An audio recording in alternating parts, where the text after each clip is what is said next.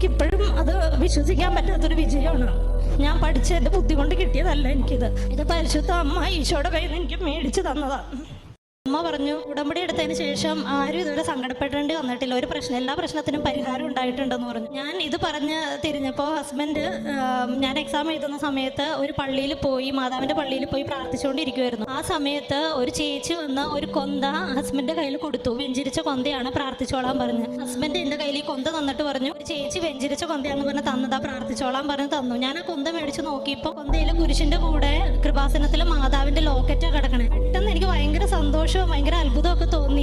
അതുവരെ ഉണ്ടായിരുന്ന ഡിപ്രഷനൊക്കെ അങ്ങ് മാറി. ഞാൻ ഓർത്തു, സഞ്ചാരി മാതാവ് വരുമെന്ന് അച്ഛൻ പറഞ്ഞ സത്യമാണ്. സഞ്ചാരി മാതാവ് ഇപ്പം എൻ്റെ കൂടെ ബാംഗ്ലൂർ വന്നു എന്ന് എനിക്ക് ഉറപ്പായി. എനിക്ക് ഭയങ്കര വിശ്വാസമായത്. ഞാൻ 28-ാം തീയതി തിരിച്ചു വന്നു. 29-ാം തീയതി ഇന്നലെ എൻ്റെ റിസൾട്ട് വന്നു, ഞാൻ പാസ്സായി എന്ന് പറഞ്ഞു. പക്ഷെ അതെങ്ങനെ പാസ്സായെന്ന് എനിക്കിപ്പോഴും അറിയില്ല.